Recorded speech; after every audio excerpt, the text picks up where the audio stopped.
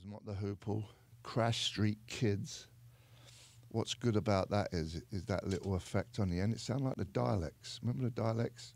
Yeah, yeah. It sounded like he had that effect on it. Well, the message is good too. Yeah. Now you're dead. Now you're dead. Machine Gun. But they were a great band. Like I was saying to you in Great rock and roll lyrics. Yeah. The hardest thing to do, like super cool rock and roll lyrics. But they thrived on being a rock and roll band, like with the bass player with the big silver. Overland Watts. Yeah. Just passed away in the last couple of years. And the silver hair, just spraying it in his It was nice, hair. too, because when they were up and coming and they didn't have a lot of money, they could all sleep in those boots. Yeah. And they, like on the side of the road. fix the van. One boot they slept in, one boot had all the tools.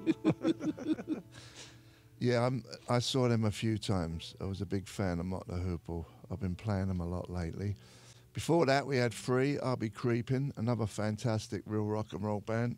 It was his birthday last week, the drummer, Simon Kirk. Simon Kirk, yeah, great drummer. He's got a groove.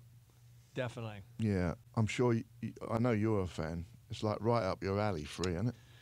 You know, when I started, when I in the 80s, when we started, you know, the Black Crowes, I didn't sing the way I would you know, I started to find my voice then from like this sort of indie rock, jangly sort of music, and then letting all these other influences, because I was really into soul music, Otis Redding, Sam and Dave, Parliament Funkadelic, you know. And then when the music changed, people started, I didn't really listen to a lot of classic rock, to be honest, you know. And then people would say, man, have you heard, you sound like Marriott, or you sound like Paul, you know. I didn't really identify with Bad Company like I would identify with Free. Rod Stewart.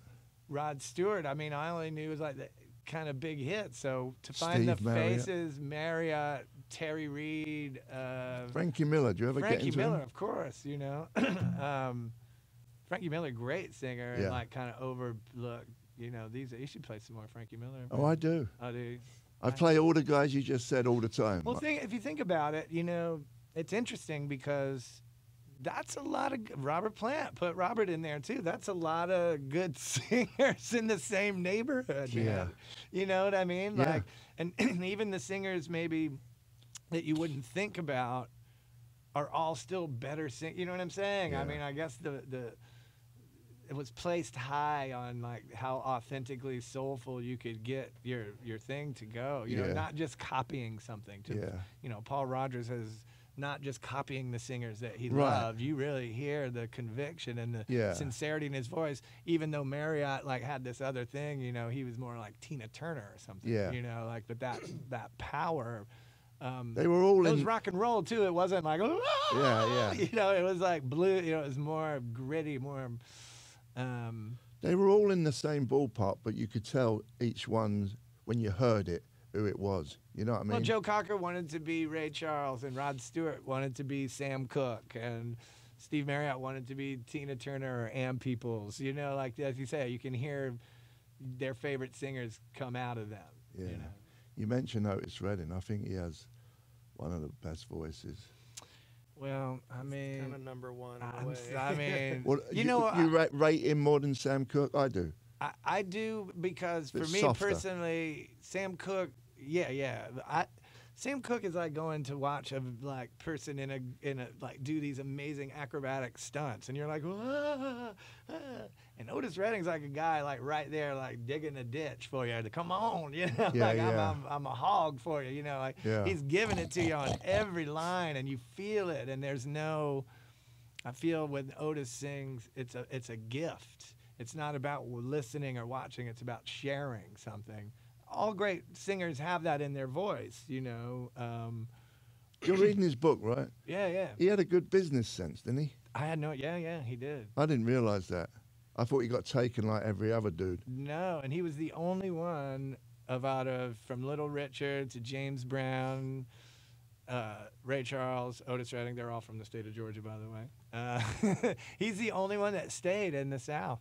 Yeah. They all moved to Los Angeles. Yeah. Everyone. Yeah. Ike and Tina later moved. Everyone. Solomon Burke, whatever. They all moved out here, and he's the only one. And when we were kids, we had just made the first Black Crowes record. Me and some friends drove. We used to drive down to Macon to, you know, go smoke a joint at Dwayne Allman's grave. And Do you bury smoke his weed? grave.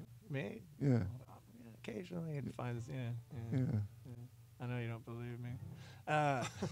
But we would go down there and, like, you know, pay our respects, and it's a really nice environment. And one day we were like, well, where's Otis's house? Like, and he lives 20 miles outside of Macon, and we drove there to the Big O Ranch. Yeah. And, you know, we got to, the family was gone. This is before, like, we did Hard to Handle and stuff. Yeah. But the groundskeeper there was, like, looking at us long-haired kids and stuff, and he was like, I was like, we just want to say our respects. And he goes, well, he's buried right there. You guys go over there and take Wow. a picture and pay your respects, but then you got to go. And I was like, wow. So we got to do that once, Yeah. you know, like, and I don't know. He still is the one to me, man. He's Yeah. still 50 years old, and I hear that man sing, I'm going to be breaking down at some point. You Yeah. know? His version of Satisfaction was pretty good too. Pretty good. Let's. So you're gonna whoop some live stuff on us right now. Let's do it. What are you gonna do? This is a song called High Is Not the Top on our new Barefoot in the Head. You're playing tonight at Amoeba at 6 p.m. Right. The new album, Barefoot in the Head, just released. And this is a track off the new album. Yeah. Do you want reverb or not? Oh, we don't need to reverb it up. Okay.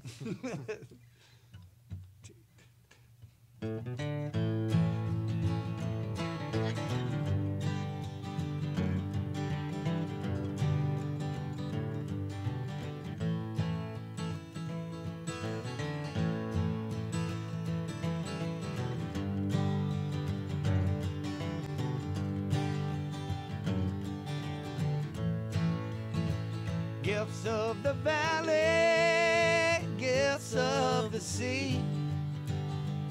Get on, brother, you can ride for free. Your night sky fever has come on strong. And there's a whole lot of dark before we're gonna see the dawn.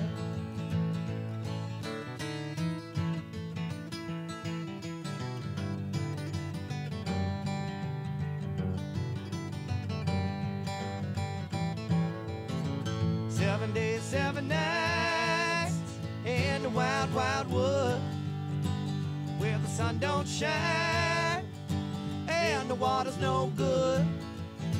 7 days, 7 nights of unsettling dreams, of a fire fueled by thorns and unclean things.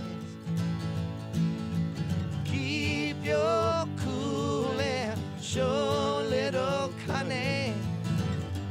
And out of this fire you will walk.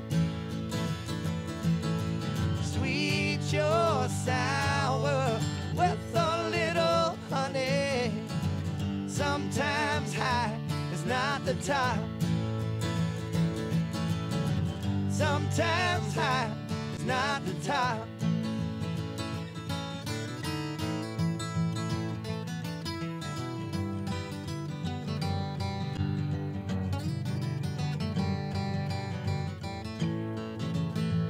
All you strangers unknown to me, you don't want trouble, then let trouble be.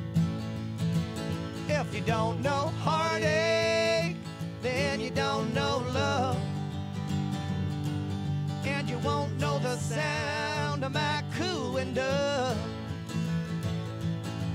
Keep your cool and show little cunning. And out of this fire you will walk. Sweet your sour with a little honey. Sometimes high is not the top. Sometimes high is not the top. Hey.